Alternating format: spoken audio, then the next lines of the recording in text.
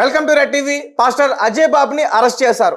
Praveen pastor చనిపోయిన తర్వాత అజయ్ బాబు అనేక వ్యాఖ్యలు చేశారు. ముఖ్యంగా పాస్టర్ మరణం అంటే యాక్సిడెంటల్గా జరిగింది కాదు, అతన్ని ఎవరో హతమార్చే ఉంటారు, పోలీసులు ఆ కోణంలో దర్యాప్తు చేయాలంటూ కూడా అజయ్ బాబు అడగడం చూస్తాం. దీనికి సంబంధించి ప్రస్తుతం మనతో పాటు మాట్లాడడానికి పీటర్ లైన్లో ఉన్నారు. పాస్టర్ పీటర్, ఒకసారి ఆయనతో మాట్లాడే ప్రయత్నం చేద్దాం. పీటర్ గారు నమస్తే. సో అజయ్ బాబు గారిని అదుపులోకి తీసుకున్నారు పోలీసులు, నోటీసులు ఇచ్చారంటూ కూడా చెప్తున్నారు. అలాగే చాలా మంది పాస్టర్స్ ను కూడా అదుపులోకి తీసుకోబోతున్నారనే విషయం కూడా వెలుగులోకి వచ్చింది. అవునండి, ఇప్పుడే తెలుస్తా ఉంది. అజయ్ బాబు గారిని 7:30కి పోలీసు వారు అరెస్ట్ చేశారని చెప్పి, మళ్ళీ ఏ కోణంలో, ఏ రీజన్స్, ఏ గ్రౌండ్స్ లో వారిని అదుపులోకి తీసుకున్నారో, మళ్ళీ ఇంట్లో ఉన్న వారికి నోటీసులు ఇచ్చారా, లేకుంటే ఏంటనే విషయం తెలిస్తే దాన్ని బట్టి ఏమైనా ఉంటే కొద్దిగా కార్యాచరణ చేయడానికి వీలుగా ఉంటుంది. నోటీసులు ఏమి ఇవ్వలేదు. అజయ్ బాబుని కొంతమంది పోలీసులు వచ్చి తీసుకెళ్లారని చెప్పేసి వాళ్ళ వైఫ్ అయితే చెప్పడం జరుగుతుంది. వాళ్ళ వైఫ్ లలిత. పోలీసులు అంటే ఇప్పుడు వాళ్ళు యూనిఫామ్ లో వచ్చారా, సివిల్ లో వచ్చారా? సాధారణంగా పోలీసులు అంటే సివిల్లోనే వస్తారు, యూనిఫామ్ లోనే వస్తారు కదా సార్. అదే ఇప్పుడు పోలీసులని వాళ్ళు ఇలా చెప్పారు, యూనిఫామ్ లో రావడం బట్టి పోలీసు వాళ్ళు అన్నారా, లేకుంటే వాళ్ళు వచ్చి సివిల్లో వచ్చి మేము పోలీస్ డిపార్ట్మెంట్ అని చెప్పుకున్నారా? ఎక్కడ పోలీస్ స్టేషన్ కి తీసుకొని వెళ్తున్నారు, ఎక్కడ కేసు ఫైల్ అయింది, దేనికి సంబంధించిన కేసు? ఎందుకంటే రీసెంట్ గా మనం చూస్తా ఉంటే ఉప్పల్లో ఏదో కేసు ఫైల్ అయిందని చెప్పి వింటా ఉన్నాము. ఏ గ్రౌండ్స్ లో కేసు ఫైల్ అయిందంటే ఆయన ఏదో కొన్ని ఇంటర్వ్యూస్ లో శ్రీరాములు వారి గురించి, సీతమ్మ వారి గురించి ఏదో మాట్లాడాడు రామాయణం కోసం అని చెప్పి ఆ గ్రౌండ్స్ లో కేసు ఏదో ఫైల్ అయిందని చెప్పి సోషల్ మీడియాలో కొన్ని చక్కర్లు కొడతా ఉంది. ఇప్పుడు ఆ గ్రౌండ్స్ లో మనం తీసుకుంటే బిఎన్ఎస్ యాక్ట్ వచ్చిన తర్వాత బిఎన్ఎస్ సెక్షన్స్ ప్రకారంగా 7 years పైబడి సెక్షన్లు పడితేనే అరెస్ట్, రిమాండ్ చేయడానికి అవకాశాలు ఉన్నాయి జనరల్ గా. 7 years పైన అంటే అటెంప్ట్ మర్డర్, 7 years పైన అంటే మర్డర్, 7 years పైన అంటే రేపు, 7 years పైన అంటే ఇంకా రకాలుగా ఇంకే పెద్ద పెద్ద కేసులు ఏవైతే ఉన్నాయో సెక్షన్స్ అన్నట్టు. ఆ సెక్షన్ ఇప్పుడు మర్డర్ అటెంప్ట్ అంటే ఒక 10 years, అటెంప్ట్ మర్డర్ అంటే 10 years. అలాంటి పెద్ద పెద్ద సెక్షన్స్ ఉంటే 7 years పైన అయితేనే రిమాండ్ చేయడానికి అవకాశాలు ఉన్నాయి. లేని పక్షంలో చిన్న 7 years బిల్లో అంటే మీకు జనరల్ గా నోటీసులు ఇస్తారు. పోలీస్ వాళ్ళు ఫోన్ చేస్తారు, రమ్మంటారు, నోటీస్ తీసుకొని వెళ్ళమని చెప్పి అంటారు. మనం పోలీస్ స్టేషన్కి వెళ్తాం, సైన్ పెడతాం, ఆధార్ కార్డు ఇస్తాము, వాళ్ళు కౌన్సిలింగ్ చేస్తారు, వాళ్ళు ఎక్స్ప్లెయిన్ చేస్తారు, మనకి ఎఫ్ఐఆర్ కాపీ ఏదైతే ఉందో అది ఇస్తారు, మనం వచ్చేస్తాం. మళ్ళీ ఇప్పుడు ఇంటికి వచ్చి అరెస్ట్ చేసే అంత వరకు కలిగిందంటే ఇప్పుడు ఏ గ్రౌండ్స్ లో ఆయన మీద ఏం కేసెస్, ఏం సెక్షన్లు పడ్డాయి? నోటీసులు ఇచ్చారా పోలీస్ వారు అరెస్ట్ చేసే ముందు? అది కూడా నైట్ టైం 7:30కి ఈవినింగ్ టైం వచ్చి వాళ్ళు అరెస్ట్ చేశారంటే మళ్ళీ నిజంగా పోలీస్ వారా, లేకుంటే ఇంకెవరైనా కూడా? ఇప్పుడు ప్రవీణ్ పగడాల గారి విషయంలో జరిగింది కాబట్టి దాన్ని మనం ఆలోచన చేసుకుని బేస్ చేసుకుంటే ఇంకోటి, ఎందుకంటే ఆల్రెడీ స్టేట్మెంట్ ఇచ్చారు. ప్రవీణ్ పగడాల అయిపోయాడు, కత్తి మహేష్ అయిపోయాడు, నెక్స్ట్ నువ్వేరా అజయ్ బాబు అని చెప్పి ఒక వ్యక్తి, అమరా ప్రసాద్ అనే వ్యక్తి ఫేస్బుక్ లో పెట్టినట్టు చూస్తా ఉన్నాం. ఇప్పుడు ఆ కోణంలో మనం ఆలోచన చేసుకోవాలా, నిజంగానే పోలీస్ వారా అనేది? ఇప్పుడు అక్కడ వారి ఇంటి దగ్గర ఉన్న వ్యక్తులు ఏమైనా మనకి సమాచారం ఇవ్వగలిగితే మనం ఆలోచన చేయొచ్చు.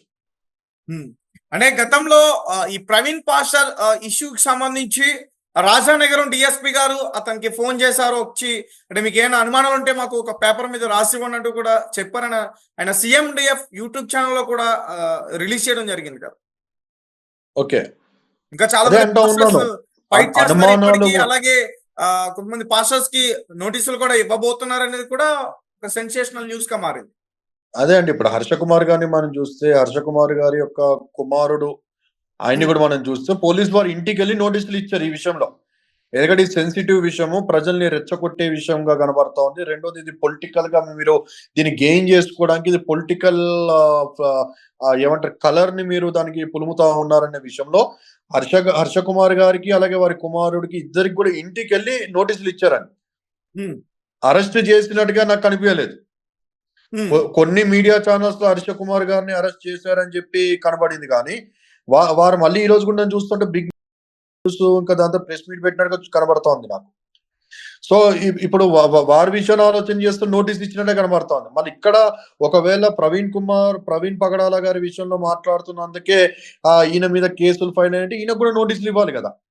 అవును, రిమాండ్ చేసి ఇంత నైట్ కి నైట్ ఎత్తుకొని పోయేంత పరిస్థితి కనబడతా ఉందంటే ఏ సెక్షన్స్, ఇంతకుముందు పాత కేసులు ఏమైనా ఉన్నాయా, వేరే కేసులు ఏమైనా ఉన్నాయా, అసలు ఏంటి అనేది ఇప్పుడు వాళ్ళ ఫ్యామిలీ మెంబర్స్ మనకి చెప్తే కానీ మనకు తెలియదండి.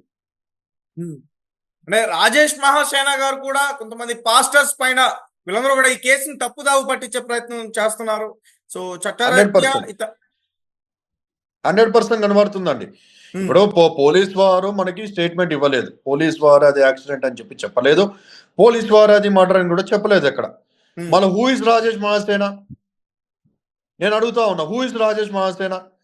క్రైస్తవం మొత్తము 99 లేదా 98% క్రైస్తవులు మొత్తము ఇది అనుమానాలు కనబడతా ఉన్నాయి. ఇది ఒక మర్డర్ లాగా కనబడతా ఉంది. ఇది యాక్సిడెంట్ లాగా కనిపించట్లేదు అని చెప్పి వారందరూ మాట్లాడుతూ ఉంటే, హూ ఇస్ మహాసేన రాజేష్? ఆయన టీడీపీ పక్షాన టీడీపీ తరపున వకాలా పుచ్చుకొని మాట్లాడుతూ ఇది యాక్సిడెంట్ అని చెప్పి చిత్రీకరించడానికి చేస్తున్న ప్రయత్నాలుగానే కనబడతా ఉంది. కానీ రెండోది ఇంకో ఇంటర్వ్యూలో మనం చూస్తూ ఉంటే పాస్టర్స్ ని మీరు ఎల్ అని చెప్పి ఎల్ ఓడుతో తిడుతున్నట్టు కనబడతా ఉంది. ఆయన పాస్టర్స్ కున్న రెస్పెక్ట్ ఏంటని చెప్పి అడుగుతా ఉన్నా. పాస్టర్స్ విషయంలో నాకు గౌరవం లేదు కదా, నేను ఆ భూముల కోసం నిలబడ్డాను, అక్కడ ఉన్న బిల్డింగ్ల కోసం నిలబడ్డాను, క్రైస్తవుల కోసం నిలబడ్డాను, చర్చిల కోసం నిలబడ్డాను అని చెప్పి అంటా ఉన్నాడే. అంత నిలబడ్డ వ్యక్తి పాస్టర్స్ ని ఎక్కడైనా లా వర్డ్ తో తిడతాడా అండి? అన్యులు తిట్టినట్టు తిడతా ఉన్నాడు ఆయన. ఇప్పుడు ఆ కోణంలో కూడా మనం ఆలోచన చేస్తే మళ్ళీ రాజేష్ మహాసేన అన్న వ్యక్తిని క్రైస్తవం మొత్తం బహిష్కరించేది కదా. ఎక్కడ చూసినా మీడియాలో మొత్తం రాజేష్ మహాసేని మేము బహిష్కరిస్తా ఉన్నాం, ఈయనతో మనకు అవసరం లేదని చెప్పి ఎక్కడ చూసినా చర్చ జరుగుతా ఉంది.